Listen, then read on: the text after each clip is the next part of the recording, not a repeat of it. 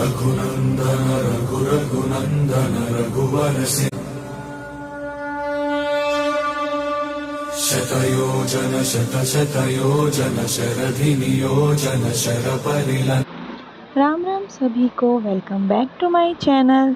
तो आज हम लोग फिर से आ गए हैं नाथद्वारा की एक और हिडन जेम और बहुत ही खूबसूरत जगह पर, जो है गिरिराज जी की परिक्रमा के अंदर श्री जी के हनुमान जी।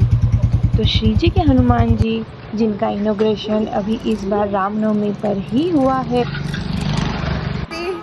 हनुमान जी की ऐसी मूर्ति जो शिव जी की मूर्ति को साक्षात प्रणाम कर रही है और पूरे नाथद्वारा का ध्यान रख रही है। तो ऐसी मूर्ति को देखने के लिए बने रहे। तो जैसे ही हमने मेन गेट से एंट्री करी, बहुत ही प्यारा और सुंदर नज़ारा था। और यहाँ पर जो छोटे छोटे ये मोर दिख रहे थे, वो बिल्कुल झाड़ियों के पीछे इनका पूरा झुंड था। बड़ी मुश्किल से हमने कैप्चर किया।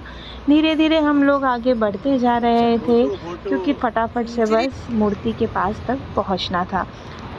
किसी भी ऐसी अच्छी जगहों को विज़िट करने का सबसे अच्छा टाइम होता है अर्ली मॉर्निंग, क्योंकि उस टाइम पर बहुत शांति होती है, ठंडी ठंडी हवा चलती है, जो अलग ही तरीके से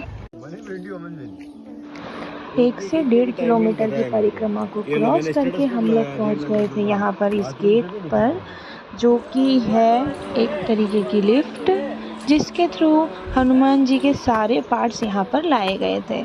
और ये आ गई वो सीढ़ियाँ, लगभग 400 साढ़े 400 सीढ़ियाँ थी।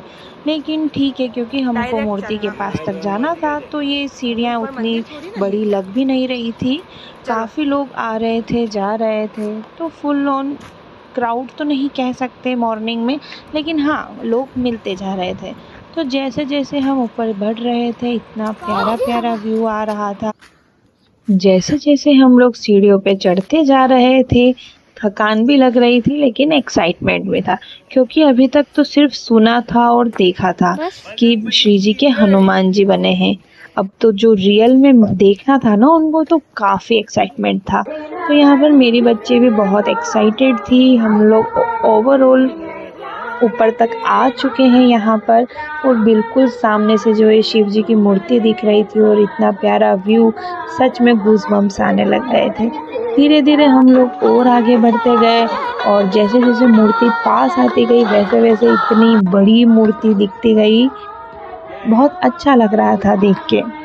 तो हम लोग इसी तरह आगे बढ़ते गए, सब लोग फैमिली के साथ में।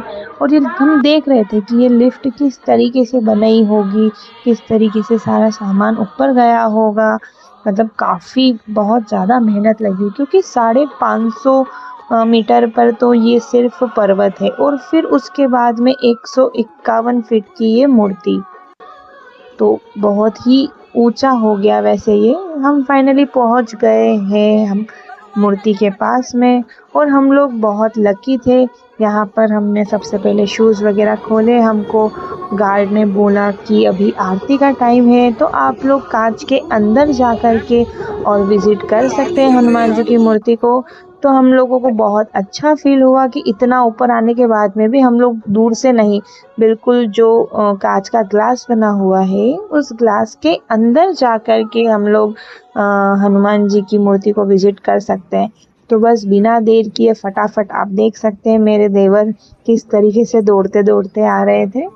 तो बस हमने टाइम वेस्ट नहीं किया। सबसे पहले फ़ोटोग्राफी, वीडियोग्राफी सब बाद में। सबसे पहले हम लोग पहुंच गए ऊपर, और ऊपर जाकर हमने देखा ये व्यू, बड़ी सी हनुमान जी की मूर्ति जो शिव जी को साक्षात प्रणाम कर रही है। और फिर पहुंच गए ये ग्लास के अंदर। आरती चल रही थी, इसलिए मोबाइल को अंदर ले जाना वैसे भी अलाउड नहीं किया था। तो हम लोगों ने बच्चे को बाहर भेजा, उसको बोला थोड़ा सा फ़ोटो और वीडियो ले लेना, लेकिन ठीक है, उसने वीडियो ही बनाई, आरती एंजॉय करी। और फिर हम लोग आ गए बाहर। बाहर आकर सब लोग काफ़ी पीसफुल बैठे हुए थे, क्योंकि इतना सब ऊपर चढ़ कर आए तो थोड़ी देर बैठना तो बनता है। तो बस ऐसे ही देख रहे थे, घूम रहे थे, जो भी आसपास पहाड़ का पूरा एरिया दिख रहा था उसको देख रहे थे। शिव जी की मूर्ति भी वैसे तो काफ़ी क्लोज दिख रही थी और बहुत बड़ी दिख रही थी। एशिया की सबसे बड़ी शिव जी की मूर्ति है ये भी। तो आप लोग भी नाथद्वारा अगर विजिट करो तो ये कुछ 3-4 जगह है अलग अलग, जिसको विजिट करना बिल्कुल भी मत भूलना। और हाँ, एक और इम्पोर्टेंट चीज कि यहाँ पर जो ये शिव जी बैठे हुए हैं, विराजमान है, ये लगभग 50 साल पुराने हैं और जिनको नेपाल से लाया गया है। इस बारे में हमको यहाँ के पंडित जी ने ही बताया, तो हमने भी इनके दर्शन करे, इनके ऊपर जलाभिषेक किया और इनका आशीर्वाद लिया। ये सब करके और फिर बस हम लोग नीचे की ओर जाने लगे। बच्चा अपनी मम्मी के साथ खेल रहा था और बस हम लोगों को फिर ये प्रसाद वगैरह मिला। प्रसाद हमने लिया। प्रसाद तो श्रीनाथ जी का ही था, जो कि टेस्ट में ही पता चल जाता है। और फिर इन्होंने एक बहुत अच्छी व्यवस्था करी है फीडबैक की, कि अगर आपको कुछ फीडबैक देना है तो आप दे सकते हैं। बस फीडबैक दिया, हम सब पूरे नीचे उतर गए। बीच में गिरिराज जी आए, उनको धोख लगी और परिक्रमा शुरू करी।